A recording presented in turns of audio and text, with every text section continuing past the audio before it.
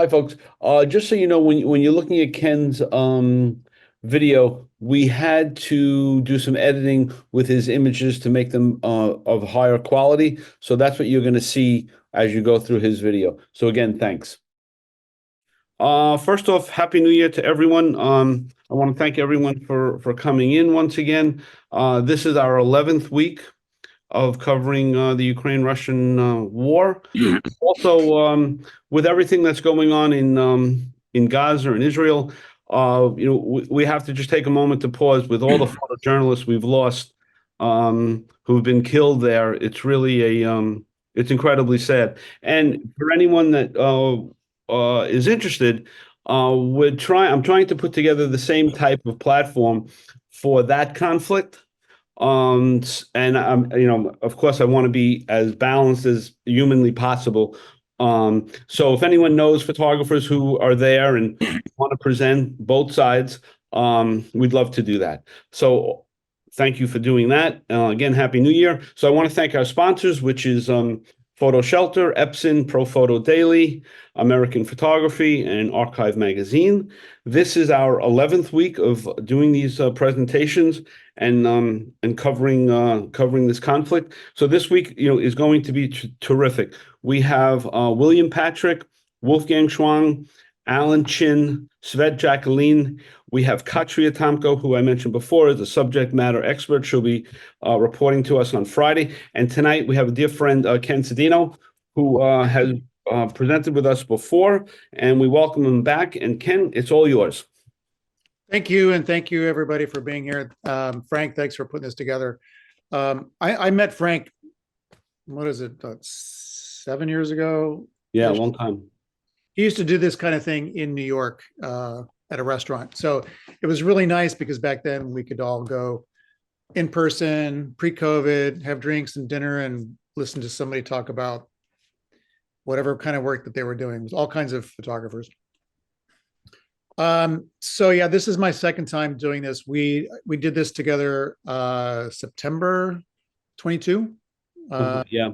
So I was in Ukraine for 1 month, April 21 to May 21. I had a lot of friends that were over there shooting pictures, covering the war, colleagues that I've known for many, many years. And it was my first time covering a conflict like that. I've covered lots of crazy, wild stories and events, but never really a war.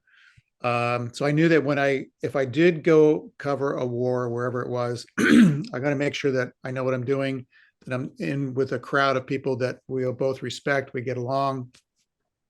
Because you have to do that. I don't want to put myself in a situation where I'm going to hinder their safety or vice versa. And I was going with a bunch of people that I knew, and we weren't going to the front lines. We avoided any crazy, dangerous situations. Although when you're over there, you never know what's going to happen. Sometimes it comes to you. So, but we went over there expecting that. So I got there mid-April, just a few months after. February, March, April, just two and a half months after it started. Obviously, it started back in 2014, but this was the increase. So with that, I will share the screen. When we got there, the first thing we did was funerals. We did a lot of funerals. And so I'm kind of put these in groups.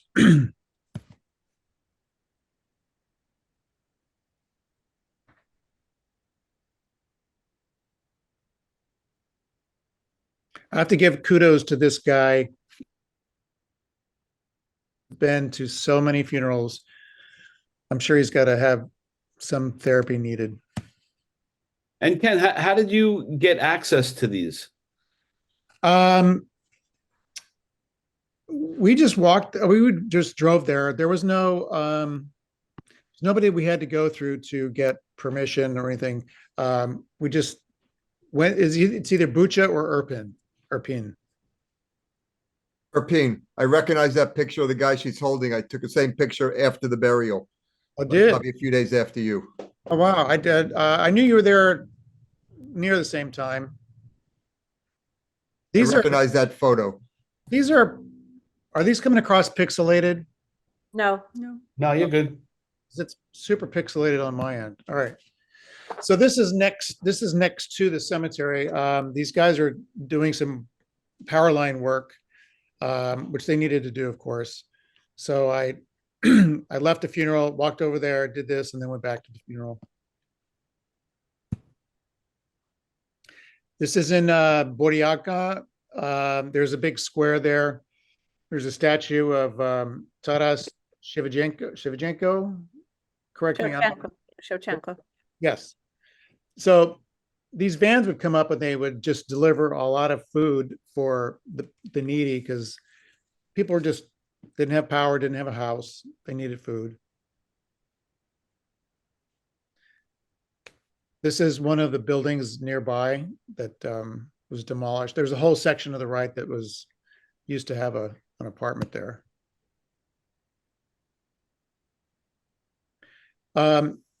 This is a parking lot in Irpin that they had to use this to store all the demolished cars to get them off the streets and get them out of the way.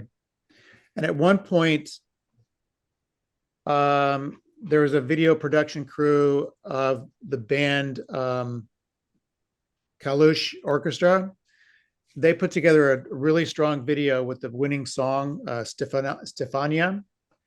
And they had come back here at a later date and they did this.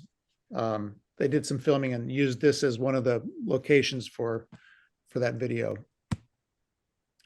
This is one of the apartment buildings in Boryanka. All the apartments look the same, broken. Everything was demolished, broken ceramic, glassware, plates. And Ken, at the time, how many people are you traveling with? Initially, I was getting together with Svet, Jacqueline, Alex Kent, Carol Guzzi, and Paula Bronstein was hanging out a little bit back and forth. And then Alex and Svet decided to go somewhere else. So for the most part, I was with Carol Guzzi, and we traveled together with either by ourselves to some places, and then sometimes we get together with a different crew of people.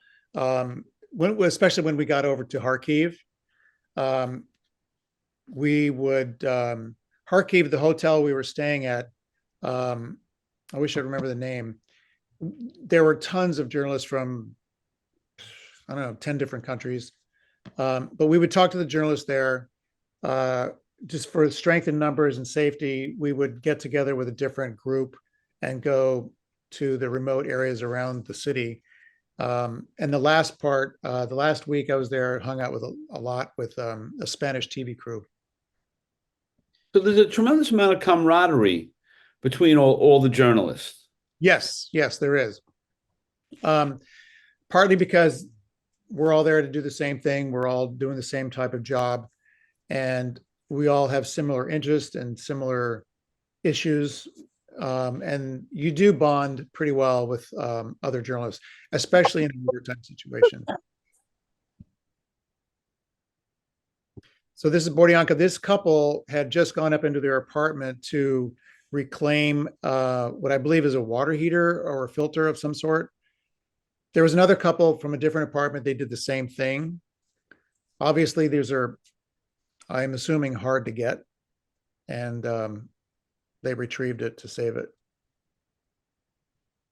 I wish I was able to show the captions because I would get a little bit more of my memory going for the picture. I'm going to have to just rely on memory. So this is the Irpin Bridge, or the bridge that crosses the Irpin River. This was a very, very popular spot in the news when thousands of Ukrainians were coming, they would cross the bridge, and at some point they would be underneath this bridge and they'd have to go on this walkway that you see on the left and come back into Kyiv. But for people who don't know any better, probably assume that this bridge was destroyed by the Russians, but it wasn't. The Ukrainians destroyed it to slow down or stop the Russians from coming into Kyiv. Yeah, and Ken, so is there a lot of strategic conversations between all the photojournalists on what's going on, how it's going on, like to find that information out that the Ukrainians took out that bridge? Like, how do you garnish that information? Sometimes it might be on the news. Sometimes a lot of things are shared between journalists. Some outlets don't want to share things. They want to keep things exclusive as they can. And even though that they might be working for a organization or paper, TV company, as much as they might want to keep things exclusive, people are human, people are friendly. They'll still share some information, but maybe not everything. They have to be careful about what they are letting out, because if you really, really want something exclusive, then you might keep your mouth shut. But you see tables up at a restaurant, like in Kyiv, upstairs at the during dinner. There's certain groups of people, when you walk over, their conversation might just shut down, and you get a feel in a sense of if you're interrupting or interfering, or it's a private conversation of, for whatever reason, you just don't go there. Okay. But we try to share things as much as we can. And then you talk to local people, you talk to the hotel employees, you talk to people on the streets, you listen to the local news, and you'll get a lot of information that way. So, I mean, from a journalist standpoint, it's so much more than taking the images, it's getting the context for all. Exactly. And there's no reason to take a picture if it doesn't mean anything. Captions can really make the picture go farther, Right. if it's depending on what's going on in it.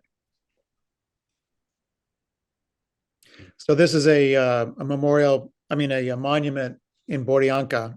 It's actually near a circle going into town, and so somebody hung a flag up there. This is also in Boryanka, Easter week, and people are very religious. And when they gather, they line up, and it's a very holy time. There's a big tradition where they bring baskets of food, and generally the food, that they bring is like bread and fruits and eggs. The bread is usually cooked round to represent the sun. And traditionally, they say that the best bread is cooked during peace and with goodness in your good thoughts. So people line up and they have, I don't actually know where they leave this food, but walking out, not this particular church, but a different church during the same, I think we went to another one the same day. People were giving us food and fruit from the basket, which is very, very, very nice for us, because you're struggling around, driving around, and you're hungry, and the kindness of the heart and of the kindness of these people who have big hearts helping you with giving you food is a very nice thing. It's very touching. And if I can add, and Anya or Christu add in as well too, it's an Easter tradition that we carry on here in the diaspora as well too, and it's the baskets are blessed here sometimes the day before Easter on Holy Saturday, otherwise on Sunday morning itself. And then the family actually takes the food back and eats it. They don't eat anything before church, before Mass, and then eat it together. The baskets are blessed, and then they eat it together as a family. Oh, okay. Good to know.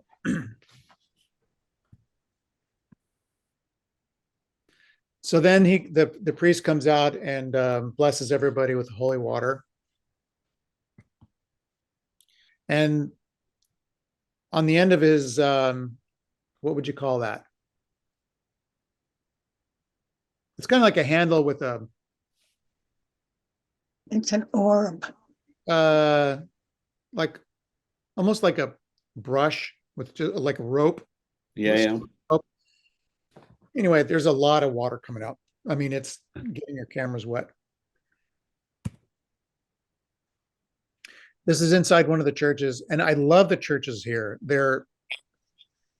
They make the churches here in the States, unless you're going to a huge cathedral, pretty boring. These, I mean, not all the churches in Ukraine are probably like this. I don't know, but quite a few of the churches that we went to were very ornate.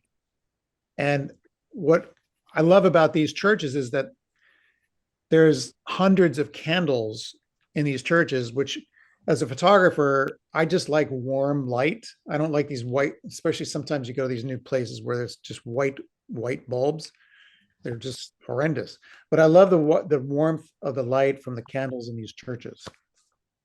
Sometimes they have windows, stained glass windows, and those are beautiful as well. Hey, Ken, it's Jocelyn here. Hi, Jocelyn. Oh, there you go. How are you? So you're such a great photographer. Thanks. But I wanted to get back to the other question. I don't know how to, hold on one second. Let me get rid of this echo.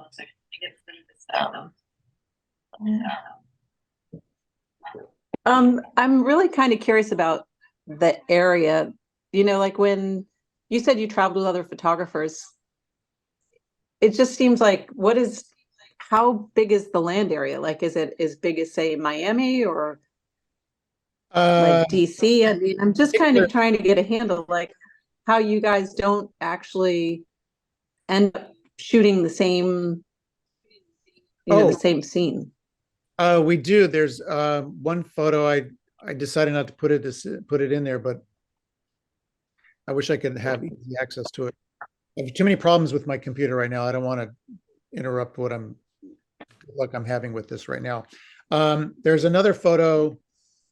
There's probably 6 or 7 photographers that I took it from a profile angle where you can see Carol and Jan and a couple other photographers on the right. And then this van of people who are getting out, elderly.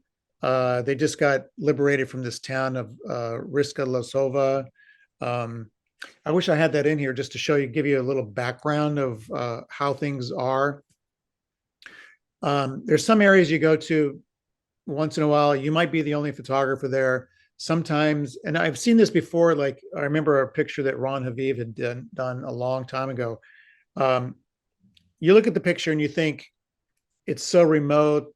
It's just a beautiful picture of a mother and their daughter in a very uncomfortable situation where it's war torn, and you just assume that that's all that's around there. But then I remember seeing somebody had taken a wide shot from behind, and there was probably that particular photo. It's been a while since I'm trying to remember it, maybe 10 or 15 photographers shooting the same thing. But there have been situations where I'm shooting something and somebody else you're surrounded by like maybe just one other photographer, maybe 4 or 5, maybe 3, some TV. And is there any etiquette around that, Ken? Don't push or shove. If I'm on the other side of the situation and I think that's a better angle, and the majority of photographers are on the opposite side, I might feel a little bit uncomfortable being in their photo that way. But if I feel like it's strong enough for me to get this angle, then I'll do that for a little bit, but then I'll just go back around and get out of everybody's way. But if it's so demanding and I feel like I should stay there, then I might just stay there. There's been a couple situations where I'm on one side, there's a TV photographer in Malarahan. There's some local people pulling Russian bodies out of the ground. We'll get to that one in a little while, but some of those photos, there are TV people in the back, and the whole thing was taking a long time to do. So I felt that it was okay for me to just move over. Or one time I asked them to move. I mean, you just kind of have to read the situation and read people's body language, and just try to go with that. And after the fact, in the evening, if you see each other at dinner or in a place, do you sort of debrief each other? Yeah, you could say, you might say, "Oh, dude, I'm sorry I got in your shot," or they might say the same thing to you. Um, and then you talk about that situation, what else they did today, what else did you shoot? We did this, and tomorrow we're going to go do this. And it's like, oh, that's interesting. Well, we were going to go do this, and then you talk about which one is going to be more important, which one's dangerous, what are the safety issues, who else is going, um, what's the quality of your vehicle as opposed to ours. You got to make sure that there's a lot of things that you have to take into place. Your fixer and who they are, how well qualified they are, how well they know the area, how well they speak both languages. One time we got into a car where the transmission wasn't working very well, and you hit the accelerator and like there's hardly anything happen. You might go to 0 to 60 in like maybe in an hour. You might be there, but so we had to switch cars after a while. But you got to have a dependable car. You got to talk to other people, see what's going on. I'm sort of getting sidetracked, but yeah, you talk to a lot of people and you figure out what's going on. And that's good. It's not going off. It's like giving us more of a sense of what's going on the ground. I tend to go off a lot. Forgive me if I do. This I wish I could see my caption. I want to say this is in this might be Kharkiv or Bordeaux. Anyway, this is a guy who we went into this apartment building. There were several people going into different apartments and grabbing whatever they can save and bring it out to their truck and take it to wherever their new home is. A lot of these homes, the majority of everything is destroyed, but you might have a chair that's worth there, silverware, things like that are probably fine. You just got to clean them. A lot of plates in the kitchens, all the plates are broken, melted. And are people just going back to their own apartments, or are they going anywhere, or is it both? Primarily, I saw people going back to their own apartment, but I'm sure there's been some looting. In the beginning of this part of the war, I remember seeing online way before I went out there. I don't know if it was Kiev or Kharkiv, but the locals caught other people looting, and they tied them up at telephone poles and light posts. Yeah, Ron had a shot of that. Yeah. And they left them there. I don't know how long they stayed, but maybe at some point somebody felt like, okay, you've been here for a day. Time to let you go. Hope you learned your lesson. Yeah, I'm sure that and I think in every city, everywhere where things like this happen, whether it's an earthquake, flood, hurricane, a war, people will loot. Yeah. It's funny you use that word because I'm thinking, is it looting or is it scavenging? Is it surviving? Well, yeah, And I'm sure you don't have the answer. I'm just throwing that out as an idea in my own head. yeah, like in New York City, when shit happens and people break the windows and they steal things from liquor stores, or go into CVS and take a whole bunch of Pampers. Like, if you're taking stuff like Pampers and whatever like that, I would say that's more scavenging, kind of looting. But I think you're taking Pampers to help your kids out. Yeah. You're going into like a Best Buy and stealing a ton of hard drives. That's just looting. Yeah. Yeah. I think this is Boryanka. Just destroyed homes. So this is that statue of Taras Shevchenko. Shevchenko. Okay, thanks. The statue is a little bit destroyed, but not too bad. Still, at least it's still standing. There's a hole in his head from debris, some shrapnel. That apartment building across the street, across the square, used to be one big building. The whole middle section got hit, obliterated. But since I got here a good bit after this town was hit, they had cleaned up a lot of the debris. And there Unbelievable. have been some electrical power line workers trying to get some of the power lines back up and running. I mean, you got to do that in every situation. Try to get the power back. This is in Irpin. This woman is walking by this whole block of houses. The entire block was completely destroyed. I think there was an overall, I did a drone shot of this section, but she was walking by. I think I thought that was a storage unit at first, but I think it's actually a garage opening. There's a little mailbox on the left. So that's the drone picture. This whole block in the foreground, that everything was destroyed, and obviously the apartment buildings in the back. Sort of the same area, but here, one of the homes had a very heavy, sturdy metal, like a fire escape or back staircase. So we climbed up there to get some pictures. And is there anyone monitoring you guys at this time, Ken? Or is it just No. there's no one there to watch, just everyone's. No, Carol and I were just wandering through this neighborhood, and you had to kind of be careful where you step. I don't have this in here. I don't think I have this picture in here, but there's the last time I did this presentation, there's a fin, like the end part of some arsenal that had landed. I didn't go near it. Well, A tail fin. What? The tail fin of a rocket, I think you mean. Yeah, exactly. I didn't know I couldn't tell if it was not exploded. After the fact, I realized that part was completely fine to touch. And the rest of it was, the main part had already exploded. But I didn't know any better, so I wasn't gonna go near it. And then we went back there to the next day or 2 days later, and it was gone. Somebody had picked it up.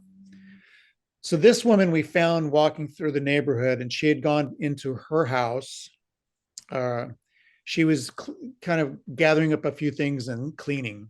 She was doing a little sweeping, but she came out and she was showing us around, and she pointed to this crater that a bomb had hit here and left this big crater. This is like in her backyard. And where I'm standing below the ground, there was a little bit of a cellar of sorts. And where I'm standing, there would be a wall beneath me, and there's a set of stairs that goes down. And where that crater had hit, if you go down the stairs, that whole wall to the right was completely bowed in about, I'd say, a foot or foot and a half.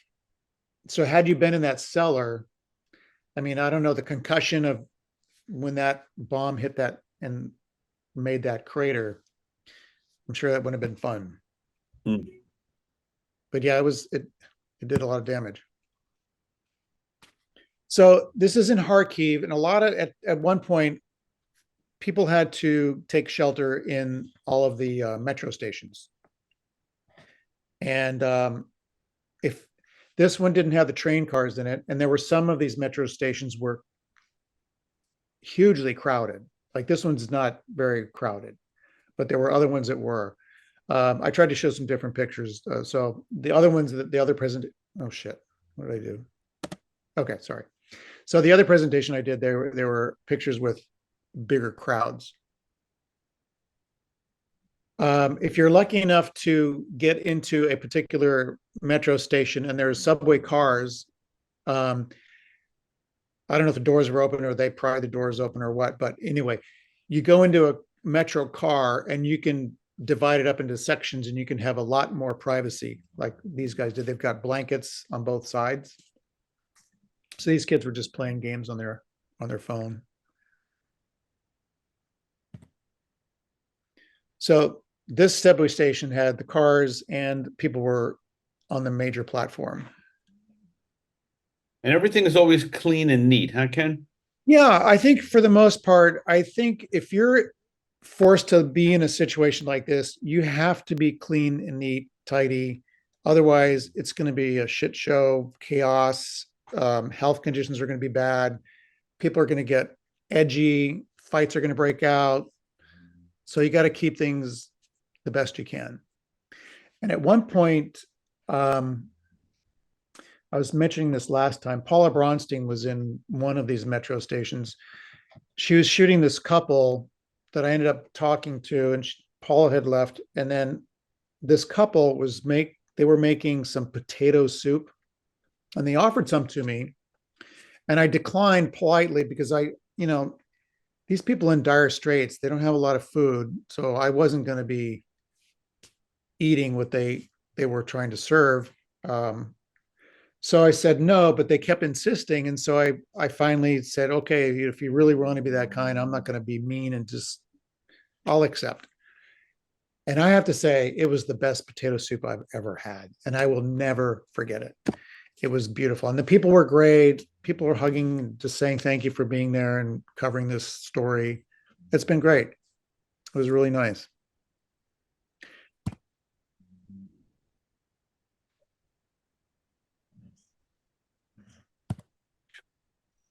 Dog. I have a dog snoring in the background. We're fostering a dog. You are snoring like crazy. I don't know if you guys can hear that. All right, so let me talk about this. So at one point in Kharkiv, we decided to go up to some high ground to get an overall shot of the city to see if we could, because there's shellings on the outskirts of town. So we thought we'd try to get some pictures of it. We found this, and by the time we got there, we couldn't really tell if it was a fire or it was from shelling. There was one neighborhood in the outskirts of Kharkiv. We went to a very residential neighborhood, major billows of smoke. We didn't know what happened. We didn't hear any explosion, but we drove as fast as we could. We got over there. It turned out it really was just a house fire. I don't know what happened, but it wasn't an attack. So I don't know what I had in the caption, but we just said billows of smoke in the foreground or background.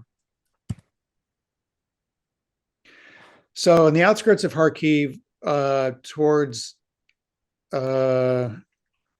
these people were coming off of a truck being liberated from Riska Lasova. Yeah.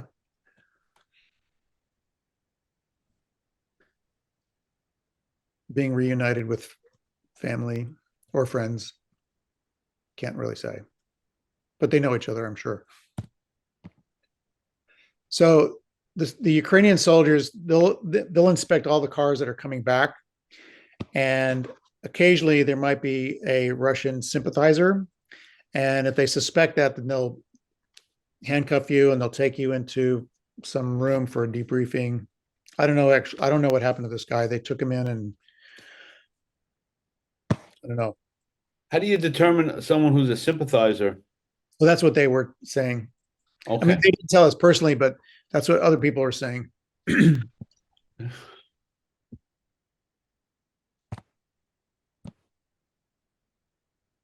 More elderly, just helping off the truck. You can see her walker there.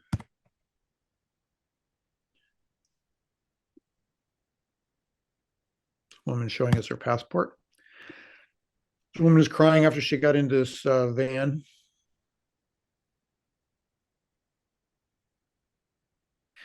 This is it's called the number 26 school, the number 6 school outside of Kharkiv. Not a regular name. It was just like number 6 or 26. I don't know why they have those names, but maybe for whatever reason. Anyway, this is the cafeteria. It was completely blown out. This whole school was damaged in many respects. Some classrooms were okay. Entranceway was severely damaged. I don't know if this school had any, I don't think it had any direct hits from bombs or missiles, but the walls and ceilings were destroyed. This is the principal of the school.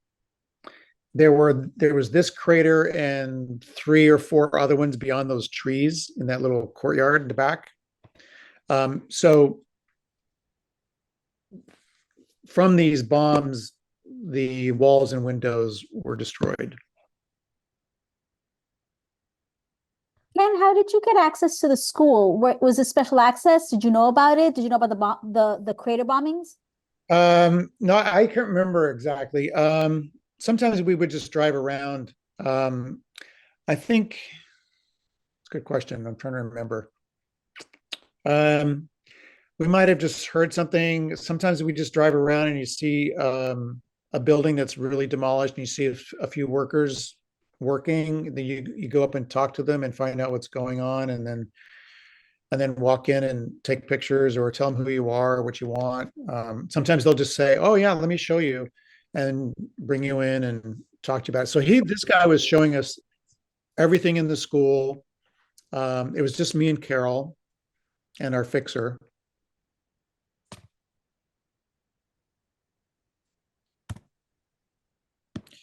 This is the basement of an apartment building. This is northeast of Kharkiv, going towards Russia.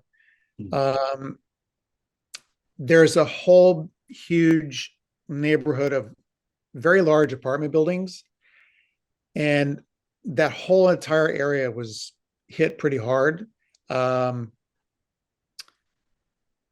There's probably in each building, there's a certain random amount of people who decide, I'm not leaving. This is my home. I'm going to live here. I've lived here most of my life. I'm going to die here. A lot of them, it's elderly. Sometimes it's like people who are maybe in their 40s, 30s, 50s. No, not 30s, maybe. But generally the elderly.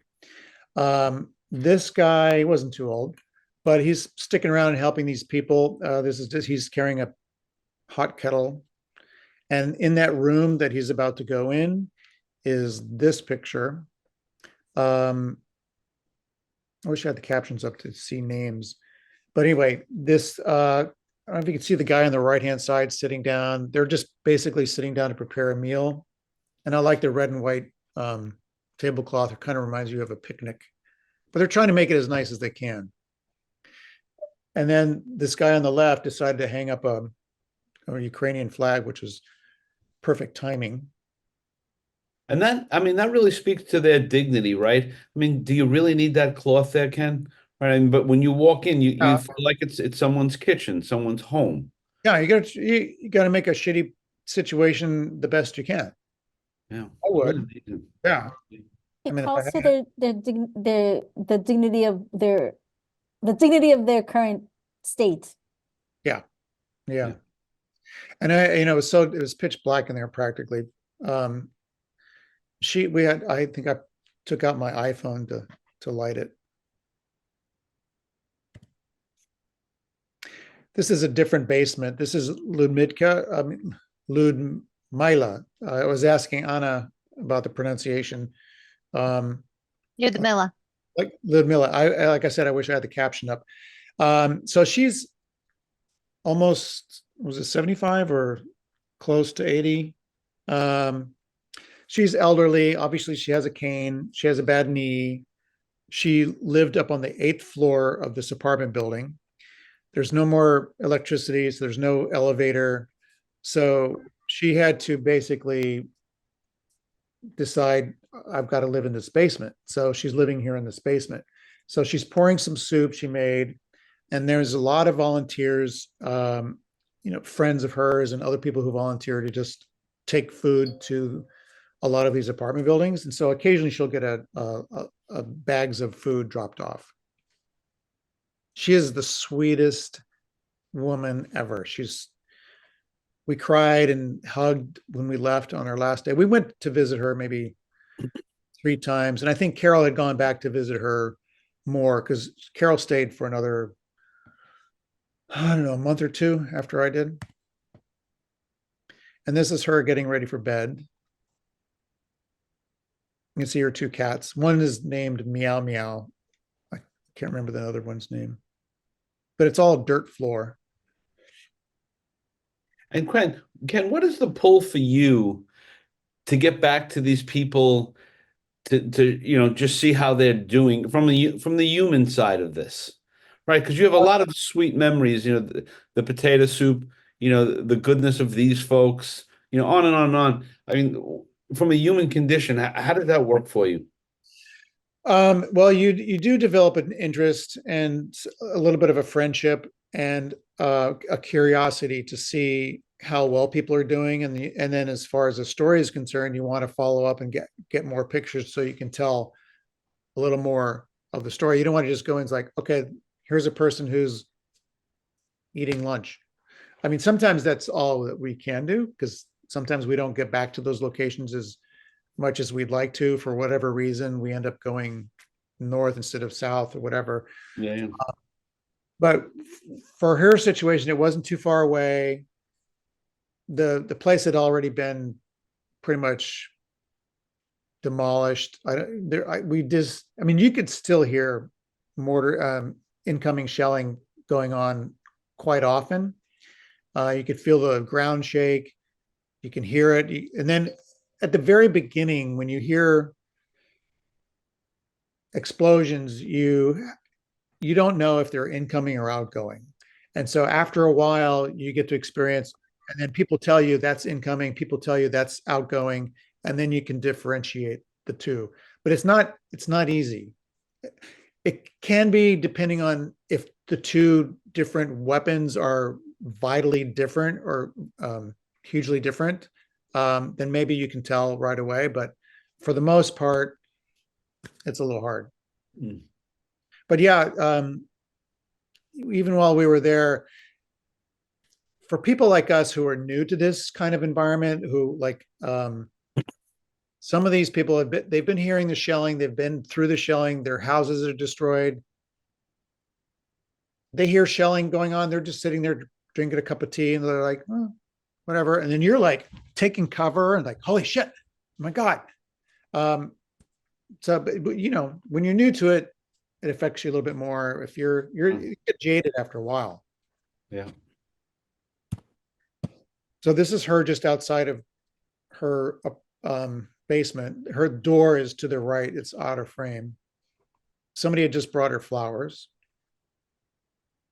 And that's not her mattress. It's just left.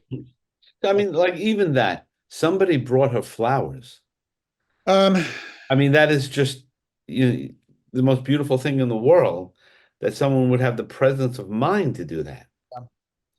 Those are also similar flowers about the same time. I don't have the pictures here.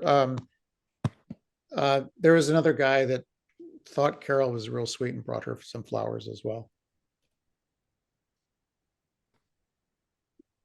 This is the other guy that lives in the same basement as her. This is Sasha. He used to be in the war. He fought early on in 2014 when the war started. He's just checking his supplies. And in that little tent in the back, he's got a litter of little kittens. I'm sure they're fully grown by now.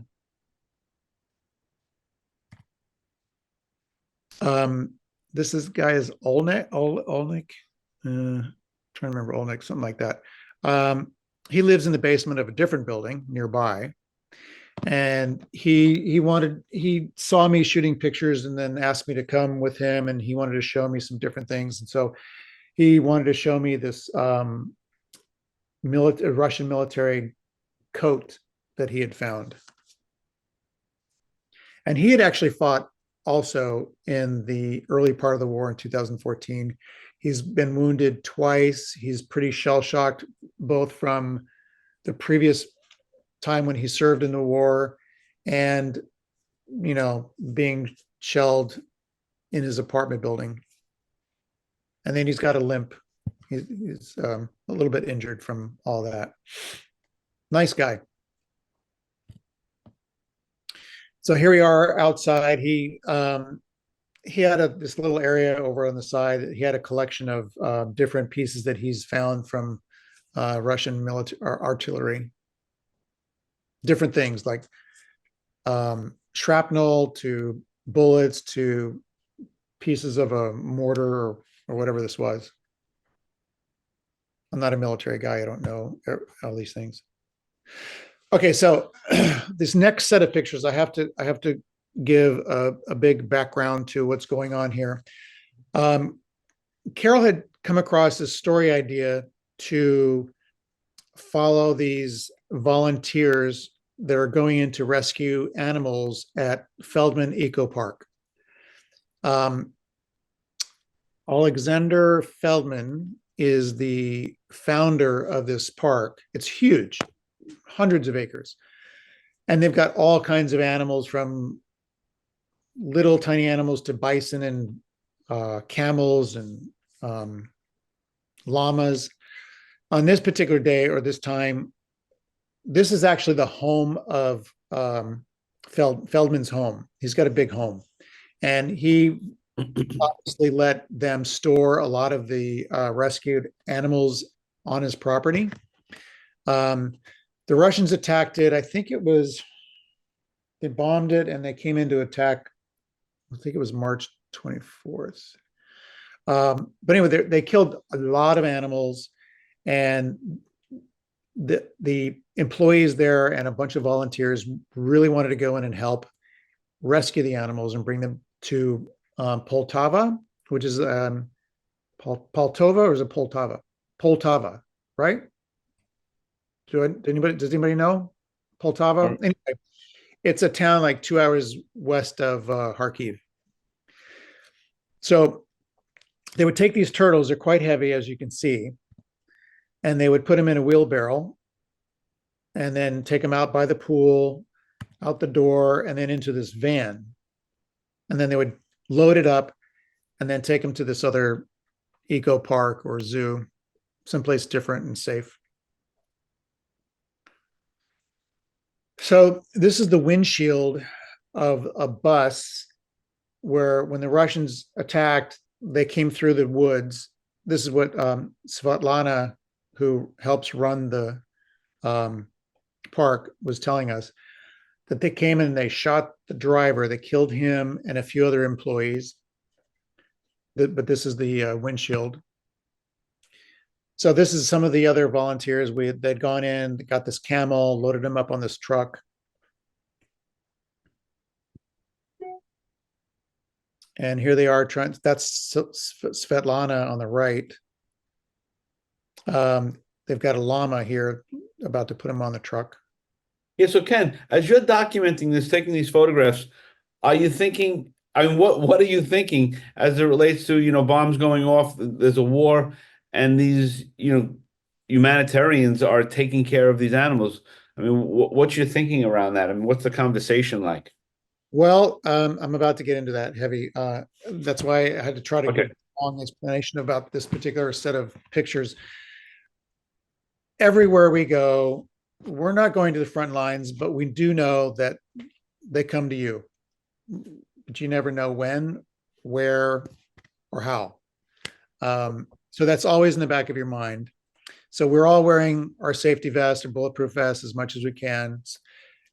Not our helmets as much as we maybe should, but you get into a situation where you feel like, okay, everything's okay. I can go without my helmet. But then if you get into a sketchy situation, you talk to people, they tell you like, no, something's going on here. Or if you hear shelling, then you can want to put your helmet on. So I have a lot of explanation on this one.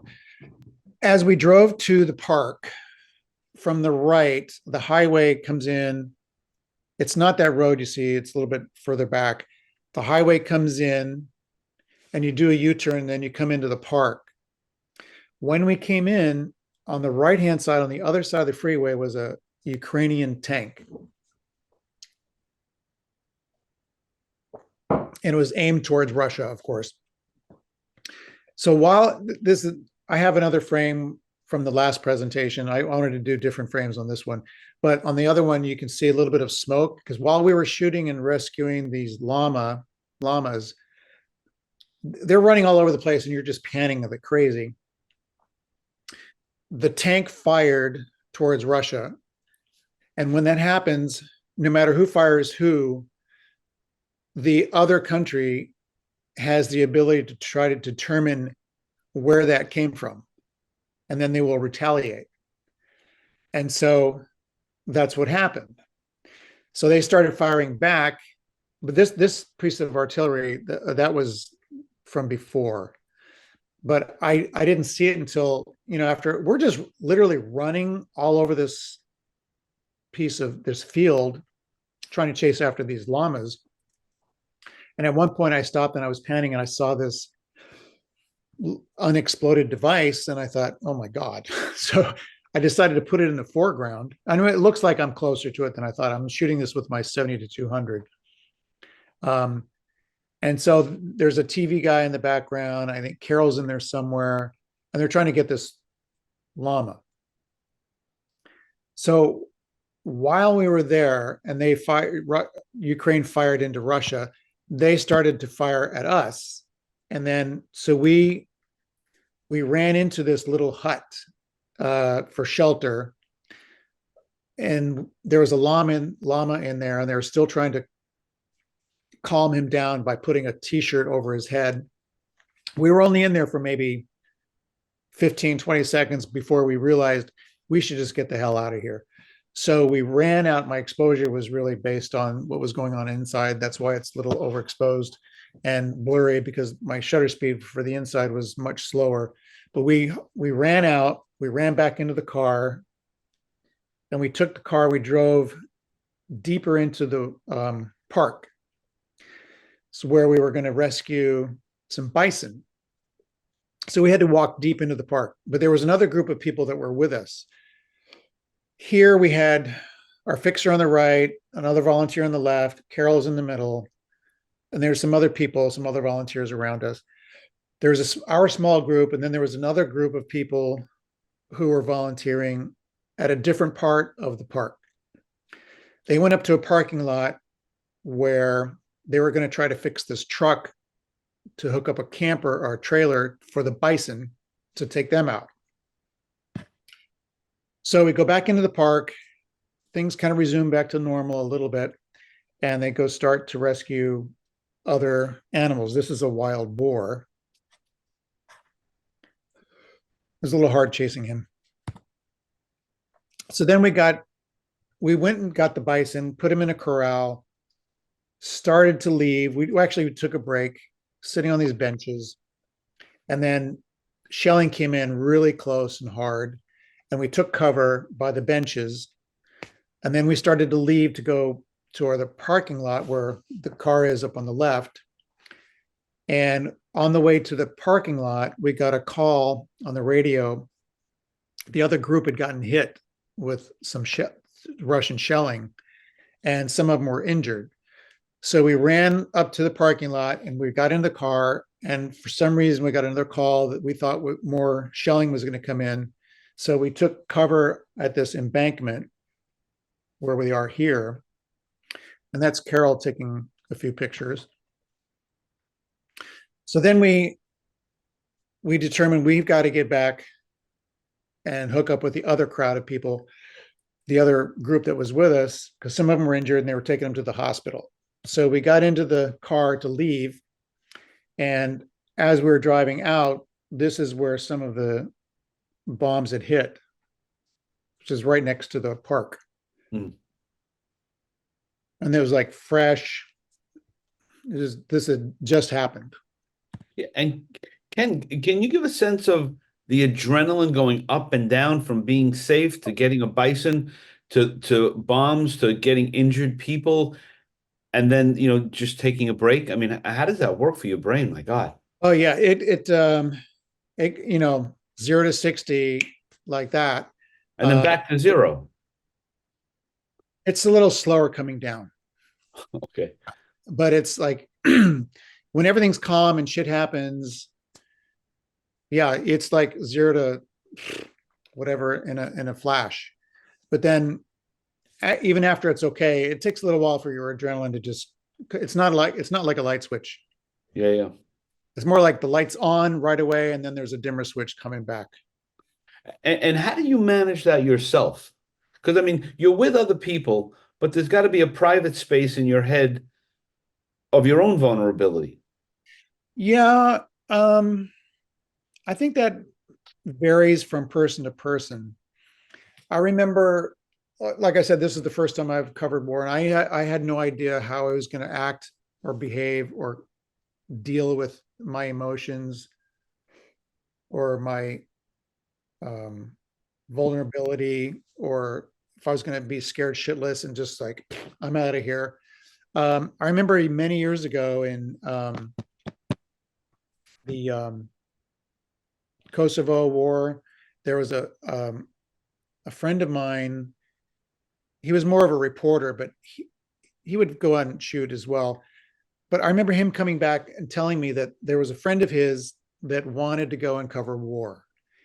And he said, okay, next time I go, let's go together. So they went together. This other guy, this other friend of his had never been to a war before and wanted to go cover one. And the first time that they got into a heavy firefight, bullets are flying, things are going off, they were taking cover. He said about his friend, he said, the first bullet that went, whew, he said, I'm fucking out of here. This is, I can't do this. And I remember even then, like, I wonder what it's like to cover war. I would like to cover a conflict. I don't know how I would react. I have no idea, but I have to go in with an open mind thinking like, all right, I may be the scared little mouse and I might just say, sorry, this is not for me. And that's fine. It's if anybody goes into a war situation and they don't want to do that, that's absolutely fine. I found myself being okay with, I didn't go to the front lines. There's a lot of stuff that might have just, turned me off, and I might just say, I'm done. I'm out of here. I don't have kids, so I think that helps. My marriage with Kate is very, very good. We're both very, very independent people, and she's okay with me going to lots of places for a month or two.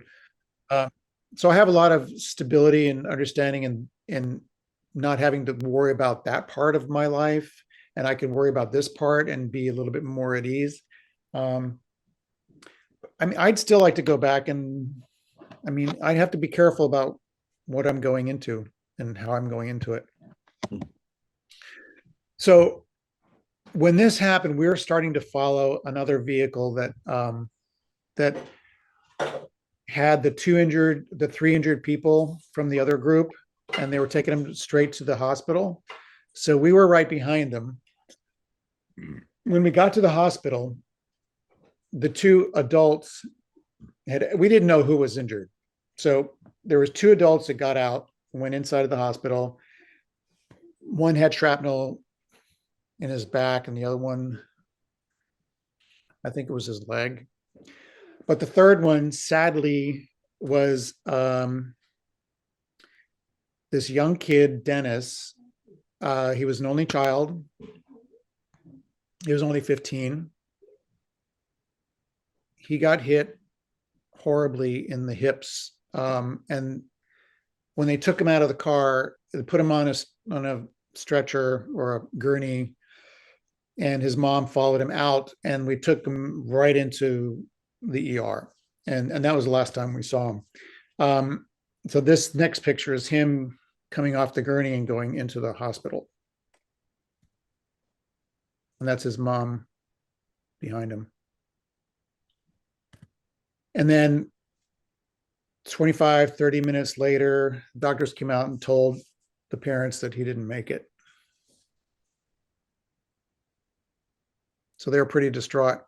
So a lot of these people in the background were some of the volunteers and staff from Eco Park, because they had all followed us. We'd all came into the hospital. Coincidentally, right when this had happened, just after these parents were notified that their kid passed away, two Ukrainian Ukrainian separatists, if I have the right name right, came to the hospital, were injured. One was injured, one was not. They took him obviously right into ER. They were blindfolded, of course. This one was okay, and he was detained. And this is Svetlana giving him hell nobody knew, everybody was on edge because the bombing, the shelling at the park had just happened, not like 45 minutes before. Two people were injured, one died, and all of a sudden these Ukrainian separatists show up. You don't know exactly who is responsible for the bombing at the park, but it's certainly, you're going to take it out on these guys for sure. So they were giving him hell.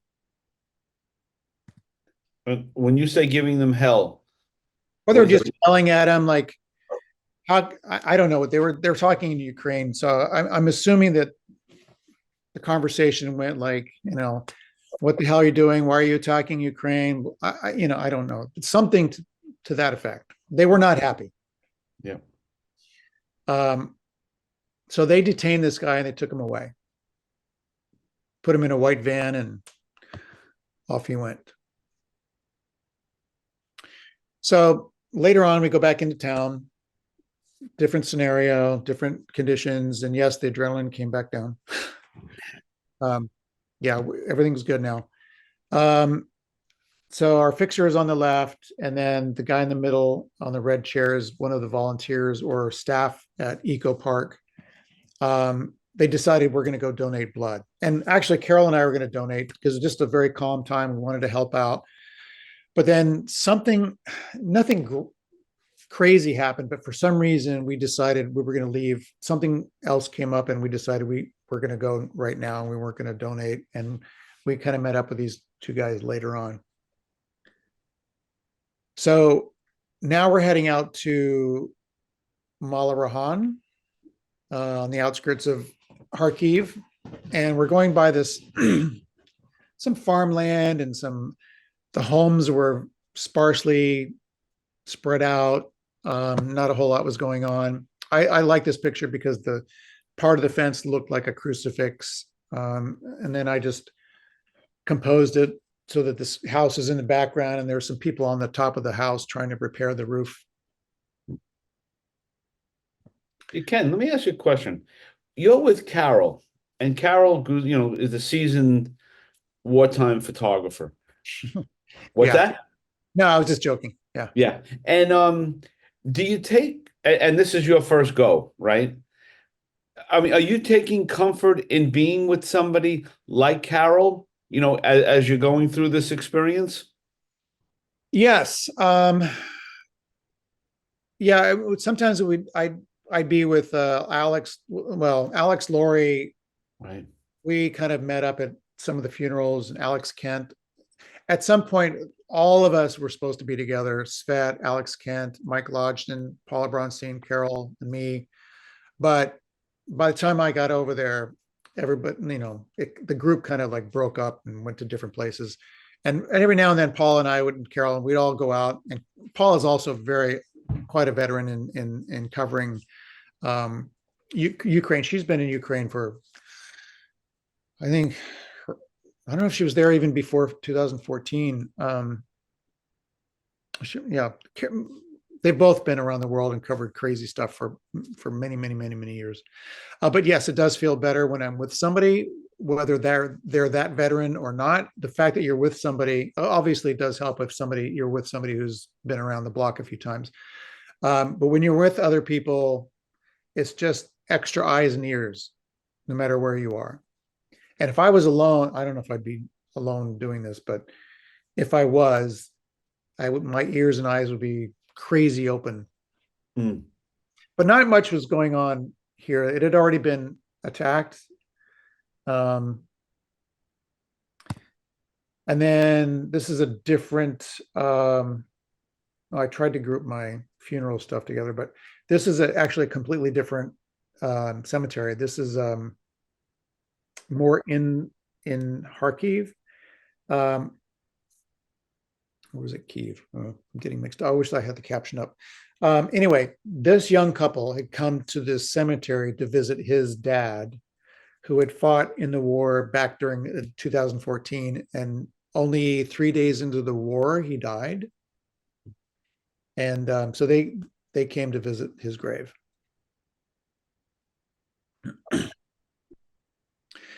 So then we went out to, this is sort of near Malarahan.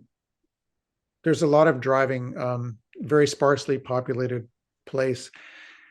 This guy's farm, he had an animal farm, lots of cows and pigs. And it got shelled. And I think he said 80 pigs and cows died. And so he was standing there talking about what had happened. And in the background, you can see this cow sticking out of a window. He didn't know exactly what happened because, you know, shit was happening. I don't know if he was even there or in the house. But the cow is in the window. We know cows jump over the moon, but never through a window.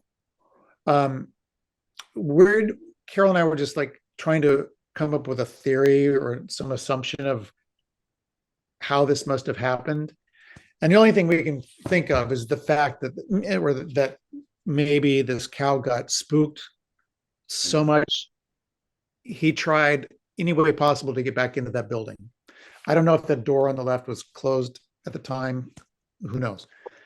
But to have a cow, I don't know, maybe the blast threw him through the window. I have no idea. But it was just rather odd. And we were trying to come up with these thoughts of how this might have happened. I thought I had another picture. I guess I took it out at the last minute, but there was another shot of some of the pigs eating carcasses of some of the other dead animals from the farm. And you know, pigs will eat anything. This is a Russian Mi-28 or 23 helicopter that had gone down in March, early March, I think. But back then, this field was just nothing but dirt. But since I got there so much later, it's springtime now and grass is growing. So then this is still kind of near Malarahan, or no, no, it's not. It's Viskova. No, that's not right either. God, I wish my mouse captions were up. So I'm sorry about this mouse problem. So anyway, I tried to be as respectful as I can, get this picture, but it's a dead Russian soldier and this, I think it's an apartment. I couldn't tell if it's an apartment building or school. But the funny thing is, no, it's not funny, but the interesting thing, when you're close to the border of Russia, and you know that the Russians are often using drones to help look for targets or drones to just crash into a building, because both kinds are out there. So I had walked past to the left of this building and gone to the left, and I'm just going down that little road, and I hear this drone just buzzing above my head, and I look up and I see this drone, and I'm like, fuck, we're gonna get hit. And then I turn over, look over, and it's some of the TV crew that we were with. It was their drone. He says, like, it's my drone, it's okay. So I got relieved. My adrenaline started to come down pretty quickly. But yeah, for a second, I thought, we need to leave. Yeah, do any of the journalists try to carry a firearm? None that I know of. And I often wonder, you know, when shit hits the fan, and I don't know if this is a movie or a story I heard. I don't remember. But I don't know if anyway, if worse comes to worse and I'm about to die and there's 100 enemy people coming towards me and I just have a camera and there's 2 other people with guns, I don't know. I don't think pictures are going to save my ass. I might have to defend myself. But to answer your question, I don't think any journalist were carrying any weapons. Maybe a knife to cut their way out of something. Right. But I mean, I had a little knife, but that was it. But no weapons, no. Right. Um, so this is a drone shot of this ridge in Malarahan. You can see the turret got blown off the tank. This is a wider shot. The same. You can see the tank in the foreground, in between the trees. But so a lot of these craters are actually not from the Russians, but it's from the Ukrainians. They're trying to get rid of the Russians in this ridge because the Russians had all these bunkers in and amongst those trees, and they were firing at the highway of all these cars that were going in and out of Kharkiv. So the Ukrainians had to get rid of the Russians. So they eventually did. But you had to be very careful because we had heard, even though we had walked through this tree line and photographed some of the bunkers and what was left behind, we had heard that like a few days before, there's two old ladies were walking up in the area and they had stepped on a booby trap because sometimes that's what happens when you go into a war-torn situation, because we've got a lot of photojournalists have gone and journalists have gone through these HEFAT courses to train you in covering a war situation. You may come across, let's say, a house or a neighborhood where it's already been blown up and you think, okay, it's safe to go inside now because nobody is there. Well, what happens a lot of times is the enemy leaves behind booby traps. Like there might be a little doll that you want to go and pick up and it's a booby trap and it'll blow up. So you have to be careful about where you step, what you pick up, what you kick. You know, there's a lot of things you have to be careful of. So we had heard that these other ladies had gone up into the area and stepped on something and they died. How do you, I am knowing all that, Ken, like, how do you live with that sort of nonstop tension? Right? You always have to be on your toes. And I'm sure at some point you're not, right? I mean, just Yeah. right, you're having a nice time, right? You know, Yes. at the Sometimes moment. you feel like, oh, I'm invulnerable. I'm in like, I'm, How do you check yourself back?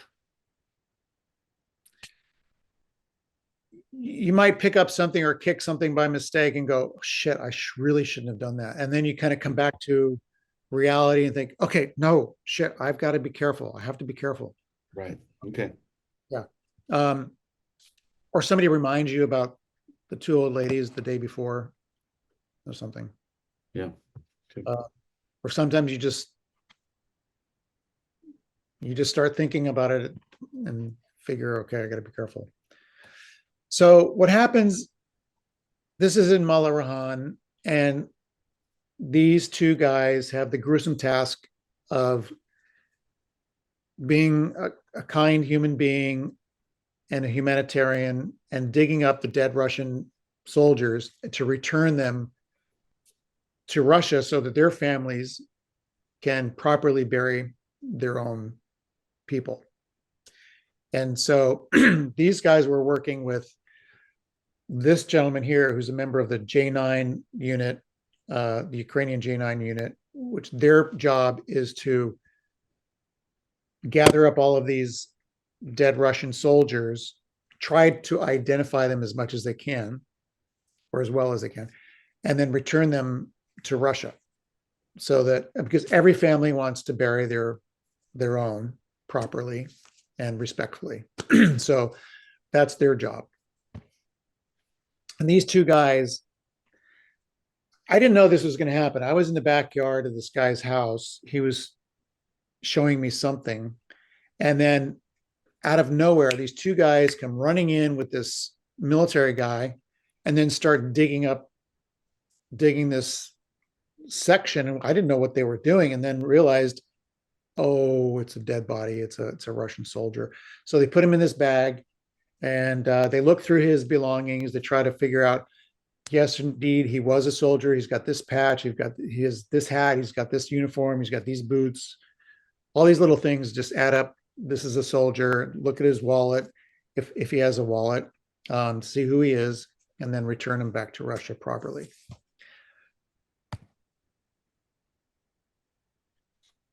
In the craziness of war, there's decency. Yes, yeah, and these two guys, they don't have any gloves on. They're just like, because so they came across this one body, and I thought, I followed them out. So here they are coming out from the backyard, and then they put him in this ambulance. And I thought, okay, wow, that's over. I mean, I got lucky.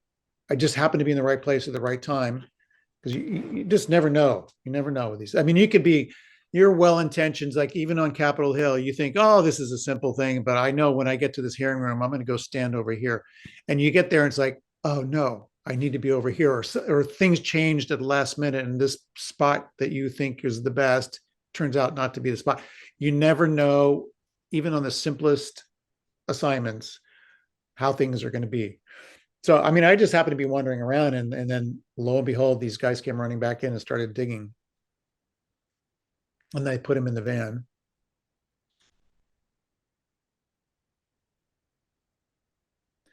And then there were two more.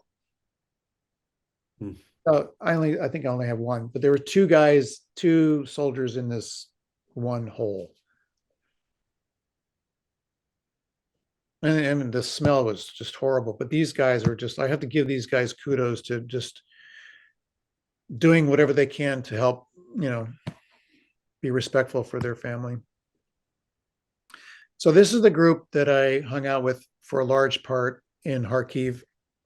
There's my fixer on the left, TV journalist, Spanish TV journalist with the dog, or is it a cat? A cat, I think. I can't. My image is so pixelated, I can hardly tell.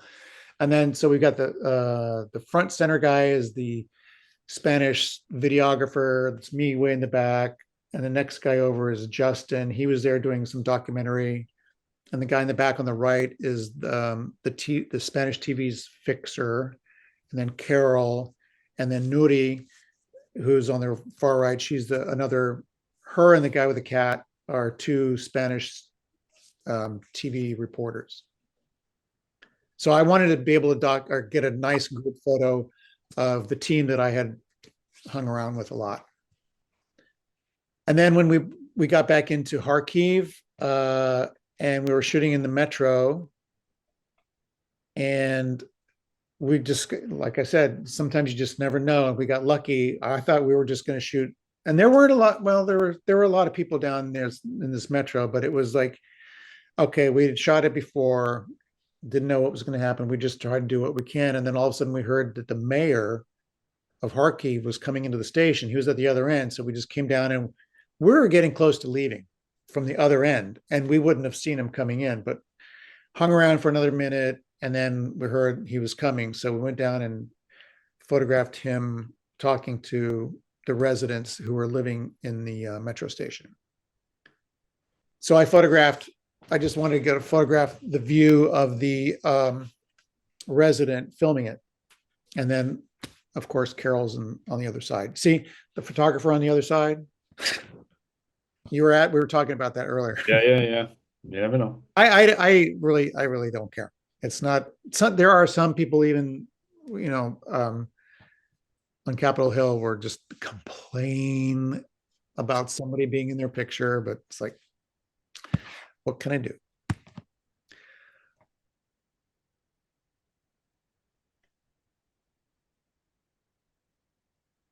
So this is my last photo on my way back to Poland. I don't know what train station this is. I just, I was taking pictures out the window, and this has happened to be one of the train stations we stopped at. And I just thought it was an interesting symmetrics where one person was on each bench and very well centered, and sitting at a bench where the windows were reinforced with, or fortified with, sandbags.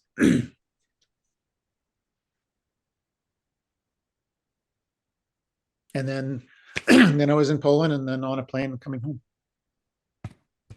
And how is that, Ken? I mean, from all of this, and then to be on a plane, 15 hours later, you're home. Or whatever. It was nice, but it's a little sad because the new friends and people that you meet and the people you photographed, you wonder about what their situation is going to continue to be like. Like I mean, I've been around the world in quite a few places where it's a shit show. It's just a horrible situation, really shitty. Whether sometimes it's a hurricane or an earthquake or just terrible conditions. But I am lucky where I am able to pack up my bags and go home in a nice house, have food, have my electricity. Um, it's tough sometimes because there's a lot of journalists, even people who are in rescue, to go into a city to help people, and they always have a place to go to.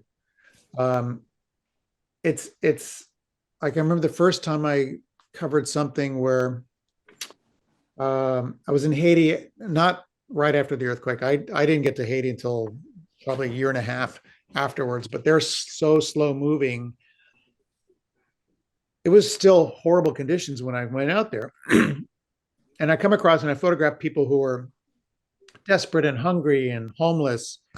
And I have a hotel to go to and a restaurant. I can order a steak, a drink, whatever. Then I go back out to start shooting the next day of these poor people. It's kind of tough to have to just like deal with it at the time. You just have to say, I'm really, really sorry, but I'm here to just document what you're doing. But it was nice to come home. And I'd still like to go back to Ukraine, and I would still like to, I'll go to Anna's parents' house and I'll visit them. And I'll try to go back to some of the people that I met before, like Ludmilla. Hopefully she's okay. Yeah, there's just a lot of people in different places around the world that I would like to go back to see how people are doing. I am lucky that I like one of my other projects that I'm always working on for 11 years now is Honduras, where I go down and I volunteer with this medical group. I document all the work that they do. And it's always this one little, it's kind of like a Doctors Without Borders, but it's this one little company in one little town in Honduras. They're based in Ohio. It's a small town, but I go back there twice a year and I'll stay there for 6 weeks at a time. And they've become my second family. It's become my second home.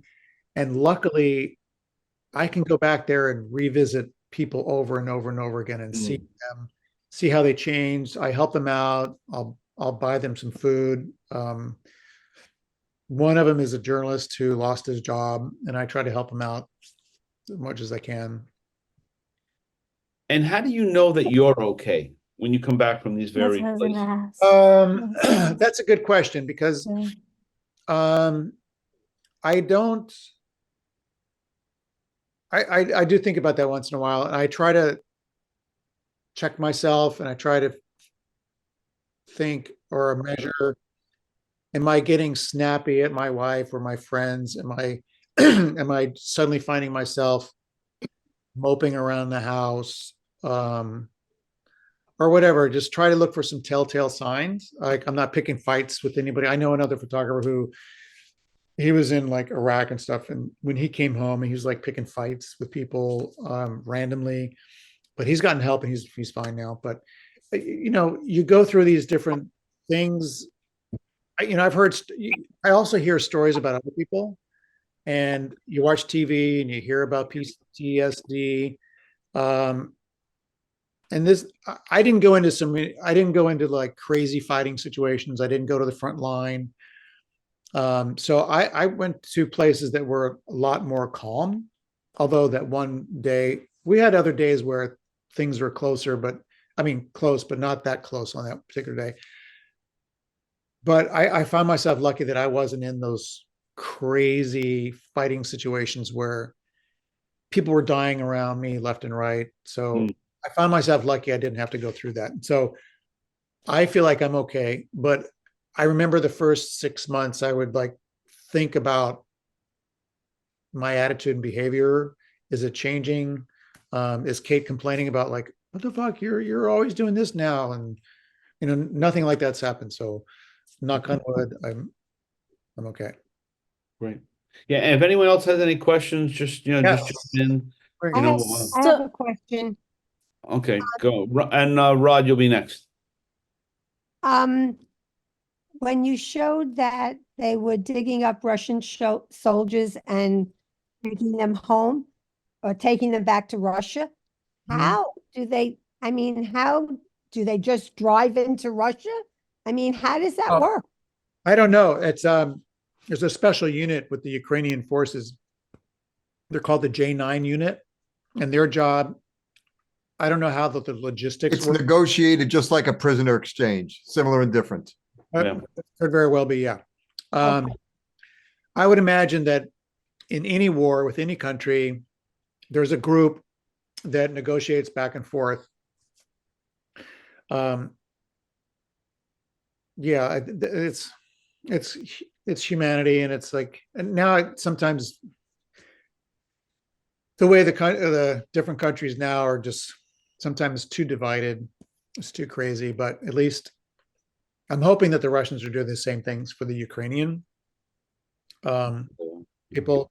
But I think in this war, there's more Russians in Ukraine than Ukrainians in Russia. So it's probably pretty one-sided right now. Brittany wants to be an art professor one day. Right. Rod, you had a question? Unmute yourself. Lampke. Oh, hey Ken, hey man, Hey, Rod. great to see you. You as well. I was just touching back on the whole PTSD thing. It's like, when you go to a traumatic experience, whether it's photographing someone who's like dying, being suicide by cop, and you're photographing that, or you're in a traumatic, or you're in a war zone. When you walk away from that situation and you're going to go have a beer somewhere, it's like, police get debriefed, right? If you're in the military, Right. you have someone to debrief you on this, to talk to somebody. We just go home, Yeah, that's It's true. sort of like, that's why we drink, right? So, so I think it's just sort of really healthy for you to talk to someone, a friend, or not. We all process these things in a different way. We all handle death differently. Like you said, there's no right or wrong answer, but it's just sort of like you're surrounded by that all the time. You're not just at a crime scene in Chicago and then you go home. You're like surrounded by that. You're kind of like there all the time. And Yeah. and to feed off that, Rod, is there sort of a network, like if somebody hears, so and so's having a tough time, like you just hear it through your networking. Sally is having a tough time. She just got back from so-and-so. Like, do you guys reach out? I mean, do you do that kind of stuff, or should you be doing that? I was at a couple of places where 2 weeks apart, where people, one guy like took his own life in front of he had just robbed a bank. He's a former cop. He was surrounded by cops who he went to the academy with. And so he put a gun to his head right there in the middle of the street in front of all of us. And then something else happened similar 2 weeks later. And a friend of mine said, "Hey man, you just saw some just incredible stuff. Do you want to talk to somebody?" And I just said, I'd rather just go get a burger. So but I think it's important, like Ken, I think it's, seeing what you're seeing you're there for weeks, and you're seeing a lot of things that normal people just don't see, or at least they don't see on a normal basis, like in a country like the US, but you're in a war zone, man. So hats off to you for sort of like you have to keep your head together. How do you do that? Yeah, well, like I said, I know when I came back, I thought about it probably a couple times a day for the first few weeks, and then it tapered off after that. But I kept reminding myself, I didn't go to the front lines, and I didn't go. But even if I didn't go to the front lines, and even if I didn't go to an area where people were dying around me, it could still be traumatic because everybody handles things differently. So I just kept checking in with myself. I would just, look or ask myself, like, am I getting snappy at people? Or am I complaining about people doing certain things that normally I wouldn't complain about? You just try and check yourself. But at the end of a lot of the days that we were together out there, you kind of go into you're back at the hotel. It's a nice hotel. You're on the rooftop. You're overlooking the whole city of Kyiv. It's beautiful. I've got my Cosmopolitan. I've got my nice meal. I've got the city lights are going on. It's beautiful. But then you talk to your friends and you think, okay, that so in itself, that what I just described is calming. It's kind of brings you back to a little bit of reality of what your normal life was like.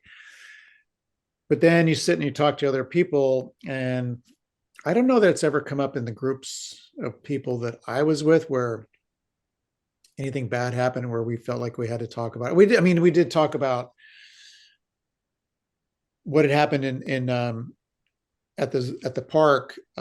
We wanted to stick around longer because I know we wanted to go back and talk to Svetlana, who was the woman in the yellow jacket, and talk to her about what had happened, and then the burial services for Dennis, the kid who died. But right when that was happening, something else was happening. Like Putin had suggested that he was really, really going to attack Kharkiv and just like, level it, or I don't know what his description was, but he was really going to fight back. And we hemmed and hawed. The three of us sat in the hotel room for like a long time to discuss the situation and figure out, do we feel lucky? Do we want to stay? Do we think it's going to be safe? Do we think this location in town where this hotel was okay? We decided to go back to Kyiv. And so we left, took a train ride back. And then I think it was about 5 days, maybe 3 or 4 days later, we determined that Putin was just blowing hot air and he wasn't serious, or it didn't happen for whatever reason. And Carol was pretty upset because when Carol gets something in her mind she wants to do, she really wants to do it. And she, kudos to her, that's probably determined how and why she gets the pictures that she gets. When she's determined, she's determined. So we decided not to do that. And, we lost out. There was a lot of really good images that we could have gotten had we gone back. But we decided our safety was more important. So we left. Turns out to be for no reason, but you never know. Never know. Had we stayed, it could have been different. Sorry. So, Thanks, yeah, Ken. you got to go with your gut, right? I mean, Oh, Yeah, and you can't look back, right?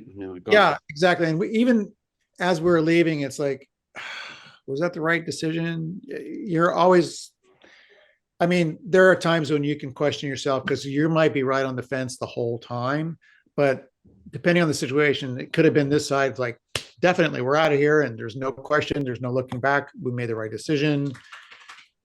Done. But this was sort of like, coulda, shoulda, maybe, who knows? Any other questions from anyone or comments? But yeah.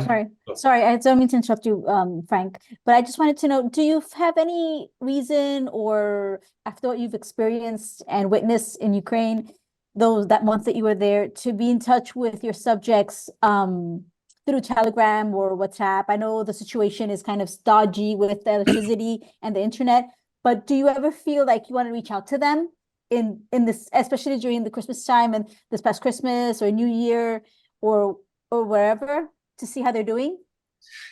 Yes, the concierge people, what's his name? Admar. Oh, I'm sorry. It's hard. It's not your typical names like in the States. Ardman. I'm sorry. Pardon me? Artem or no? Oh, yeah. Thank you. And Tatiana, they were super, super nice people, and I'm still in contact with them. Okay.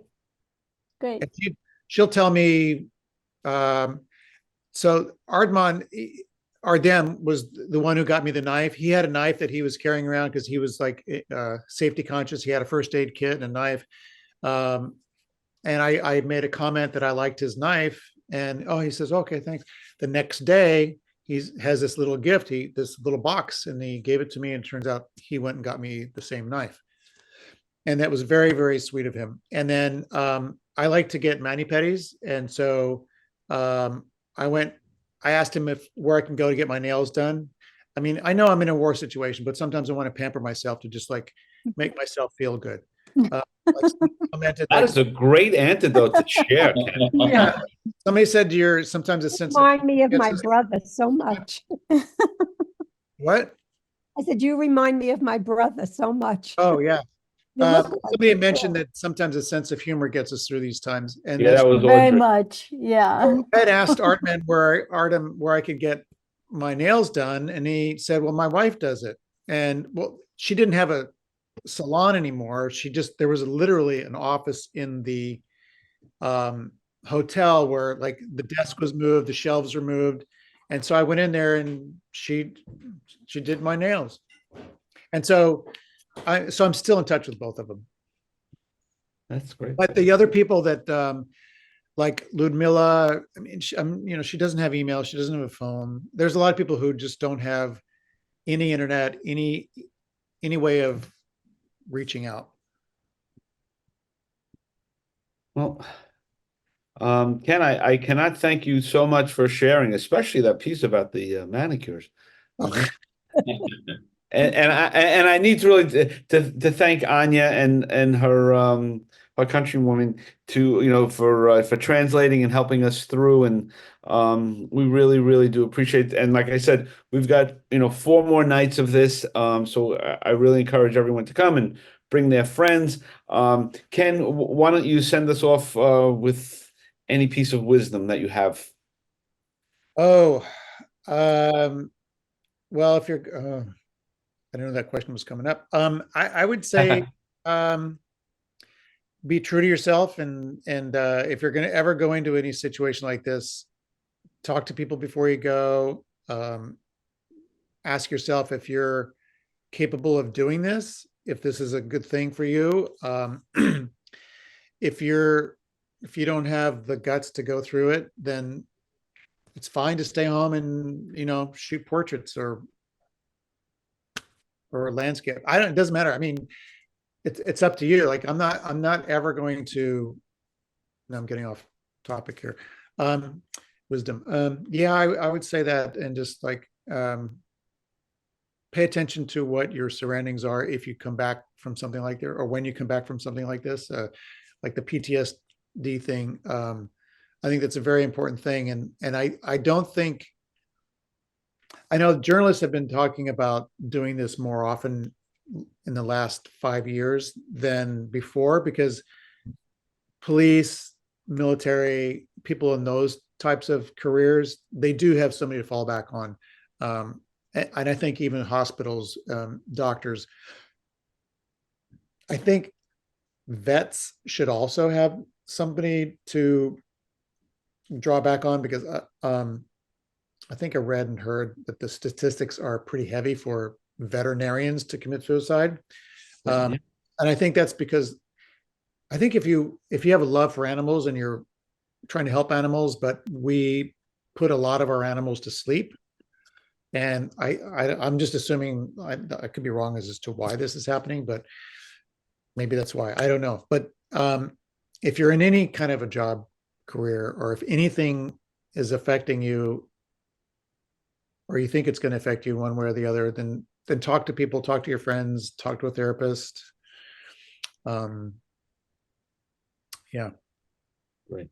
That's great advice. Also, we need to thank Kate, your wife, for helping us.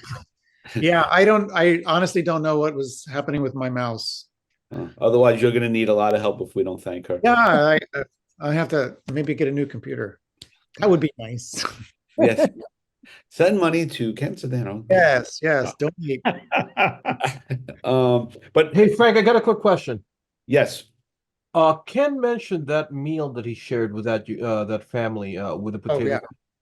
yeah. I can only imagine the pressure that you must have had, like trying to get them to conserve their food. But I think my most important question is, did you get the recipe? I I had a feeling like no, I didn't. I wish I did. It's funny that I've been in some crazy, very poor situations where people offer me food and it's turns out to be super, super good. But yeah, I just wanted to be as nice as I could, not take their food, but maybe Anna's got some recipes up her sleeve.